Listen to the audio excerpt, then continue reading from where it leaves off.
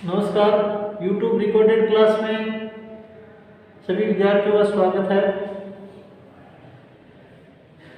तो हम पिछले वीडियो में कक्षा 7 विज्ञान विषय अध्याय नंबर 8 पवन चक्रवात तूफान के बारे में अध्ययन कर रहे थे, जिसमें हमने पवन के बारे में विशेष रूप से चर्चा की थी, जिसमें पवन की परिभाषा, पवन प्रवाह के कारण, वायु दाब डालती है, गर्म होने पर वायु फैलती है, इन टॉपिकों के बारे में हमने चर्चा की।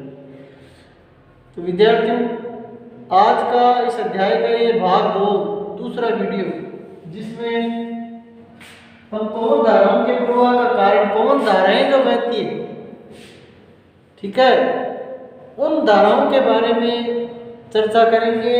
धारा प्रवाह के कारण कौन कौन से? तो 2 कारण है। एक तो भूमध्य रेखीय व ध्रुवीय क्षेत्रों का असमान रूप से क्या होना, गर्म होना। भूमध्य क्षेत्र और ध्रुवीय क्षेत्र क्या होते हैं?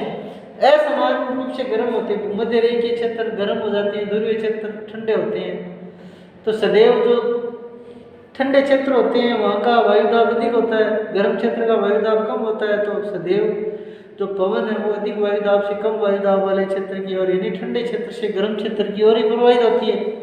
ठीक है। दूसरा कारण है जल व थल का समान रूप से गर्म होना। इन दोनों जो कारण है इनका मैं आपको डिटेल से बताता हूँ। तो जो हमारी पृथ्वी है, ये पृथ्वी है, इसका जो मध्य भाग है 0 डिग्री अक्षांश होता है, भूमध्य रेखा बोलते हैं 0 डिग्री अक्षांश। और जो ये भाग है, यहाँ वाला भाग, ये है 90 डिग्री अक्षांश उत्तरी अक्षांश और 90 डिग्री दक्षिणी अक्षांश।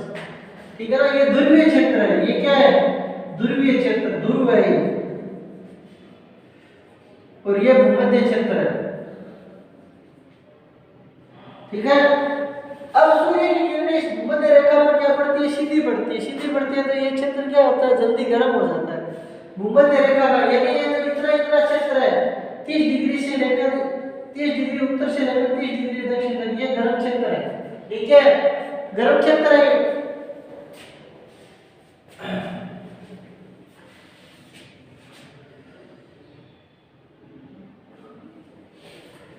तो ये गर्म क्षेत्र है, तो यहाँ की जो वायु है ये क्या होगी?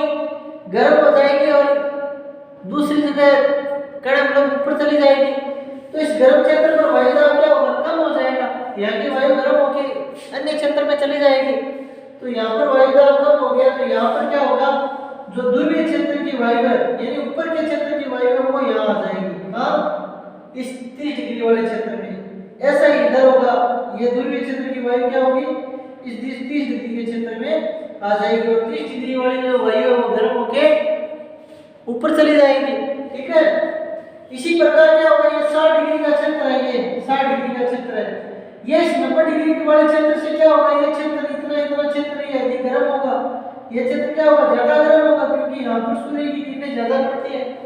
तो ये गर्म क्षेत्र है, तो यहाँ दोनों की जो ठंडी हवाएं वो इधर आएगी 60 डिग्री के क्षेत्र की ओर।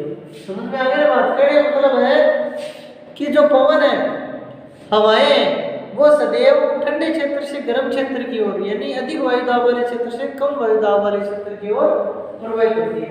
इसी तरह दूसरा थल व जल का असमान रूप से गर्म होना। अब जल और थल का असमान रूप से गर्म होना भी पवन प्रवाह का, पवन धाराओं का कारण है। जैसे ये समुद्र है, ये पानी है यहाँ पे, और ये यहाँ पे अपना धरातल है, जमीन, रेत है। तो गर्मियों में हम देखते हैं, गर्मियों में क्या होता है कि थल भाग होता है, धरातल होता है, वो जल्दी गर्म होता है और जल्दी ठंडा होता है। तो गर्मियों में क्या होता है? ये भाग गर्म हो जाएगा, तो यहाँ की जो वायु है वो गर्म होकर क्या चली जाएगी? ऊपर चली जाएगी। और जो समुद्र की जो वायु है, ऊपर की वायु, वो धीरे धीरे गर्म होगी। तो इकड़े यहाँ वायुदाब कम हो जाएगा गर्मियों में। गर्मियों में धरातल के ऊपर वायुदाब क्या होगा? कम हो जाएगा, और समुद्र के ऊपर का वायुदाब अधिक होगा।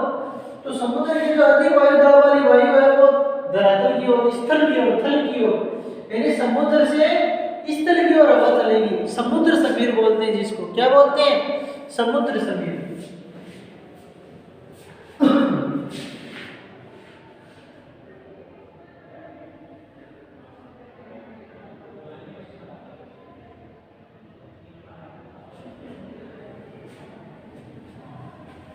तो गर्मियों में जो अधिक वायुदाब वाली कौन चली जाएगी? धरातल की ओर, तो गर्मियों में समुद्र से स्थल की ओर हवा बहती है, पवन बहती है, तो इसको क्या बोलते हैं, समुद्र समीर।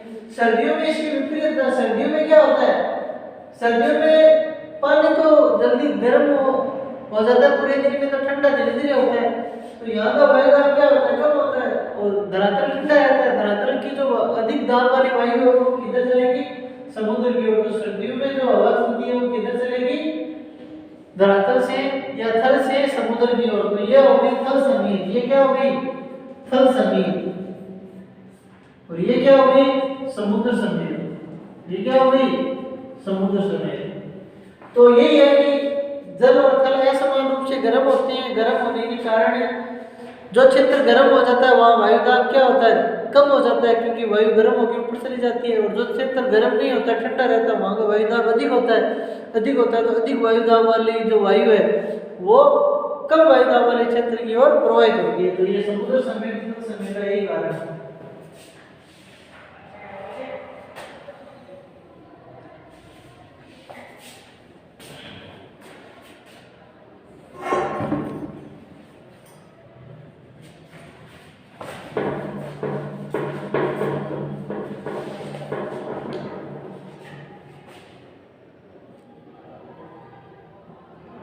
तो विद्यार्थियों अब आगे जो टॉपिक है अपना वो है तड़ित झंझा और चक्रवात।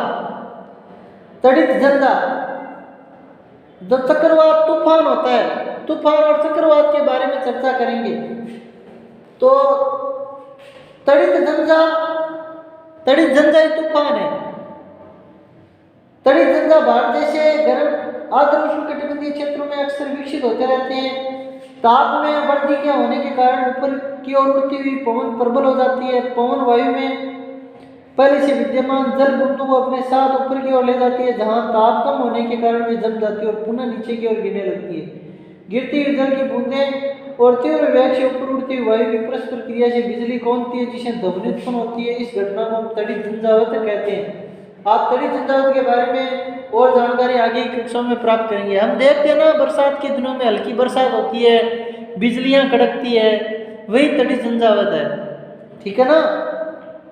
तड़ित झंझावात से, तड़ित झंझावात धीरे धीरे किसका रूप ले लेता है, चक्रवात का रूप ले लेता है। कैसे ले लेता है, देखो, बादल के बनने से पहले जल वायुमंडल से ऊष्मा लेकर वाष्प में परिवर्तित हो जाता है। जब जलवाष्प वर्षा की बूंदों के रूप में पुनः द्रव रूप में धरती पर प्रकट होता है, तो यह ऊष्मा वायुमंडल में निर्मुक्त हो जाती है। निर्मुक्त होने ऊष्मा से आसपास की वायु गर्म हो जाती है। इस प्रकार गर्म वायु ऊपर की ओर उठती है, जिससे वायुदाब कम हो जाता है। फलस्वरूप तड़ित झंझा के केंद्र की ओर उच्च वेग की अधिक वायु गति करने लगती है। इस चक्र की बार बार पुनरावृत्ति होने से कणे मतलब निम्न दाब का एक ऐसा तंत्र विकसित हो जाता है जिसके चारों ओर उच्च वेग की वायु की अनेक परतें कुंडली के रूप में घूमती रहती है। इस स्थिति को हम चक्रवात कहते हैं। वायु वेग और वायु दिशा चक्रवात के तापमान और आर्द्रता में वृद्धि करने वाले दो कारक होते हैं। तो किसी चक्रवात का केंद्र होता है, वो चक्रवात का क्या होता है, नेत्र कहलाता है। क्या कहलाता है, नेत्र होता है। और चक्रवात का जो क्षेत्र होता है, नेत्र का व्यास होता है, वो 10 किलोमीटर से 30 किलोमीटर तक हो सकता है। और चक्रवात का जो वेग होता है वो लगभग 250 किलोमीटर प्रति घंटे तक हो सकता है। चक्रवात द्वारा होने वाले जो विनाश होते हैं वो काफ़ी भयंकर होते हैं। काफ़ी लंबे क्षेत्र में तबाही मचा सकता है चक्रवात।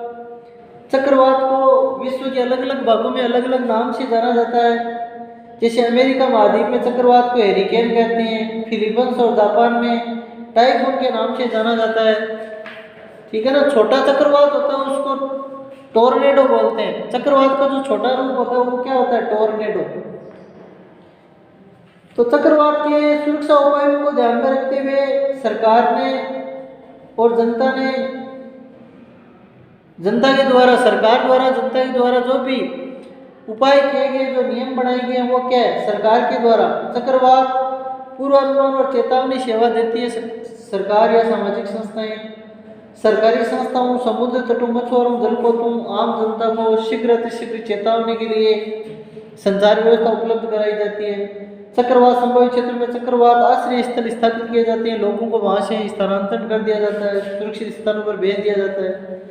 जनता क्या करती है चक्रवात के समय, जनता को क्या कार्य करने चाहिए, लगातार जो कहने मतलब टीवी चैनल के द्वारा जो सूचना दी जाती है उसको नज़रअंदाज नहीं करना चाहिए।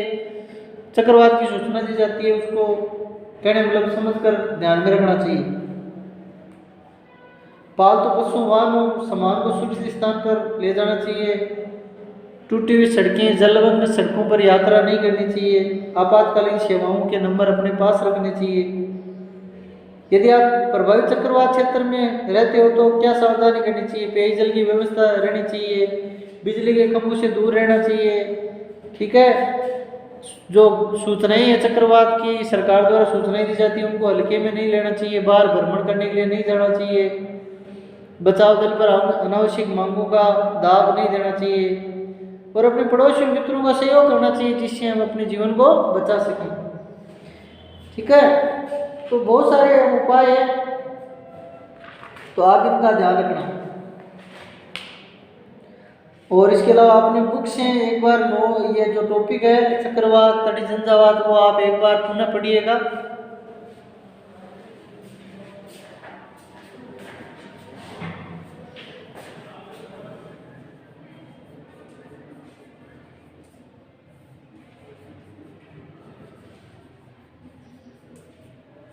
अमेरिका के चक्रवात को क्या कहते हैं, अमेरिका के चक्रवात को क्या कहते हैं, हेरिकेन। क्या कहते हैं, हेरिकेन। अमेरिका के चक्रवात को क्या कहते हैं, हेरिकेन। ठीक है, और फिलीपींस और जापान में,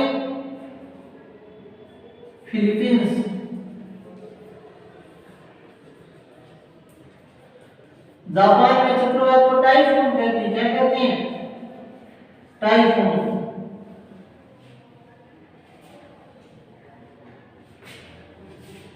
आप ध्यान रखना। तो इस पार्ट में जो भी मेन टॉपिक थे मैंने आपको क्लियर करवा दिए हैं और इसके अलावा आप अपने बुक से इस पार्ट का पुनः अध्ययन करेंगे, वीडियो देखेंगे तो आपको ये पार्ट जरूर समझ में आ जाएगा। नेक्स्ट वीडियो में हम नेक्स्ट पार्ट के बारे में चर्चा करेंगे।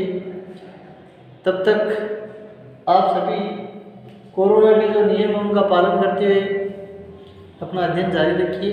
धन्यवाद।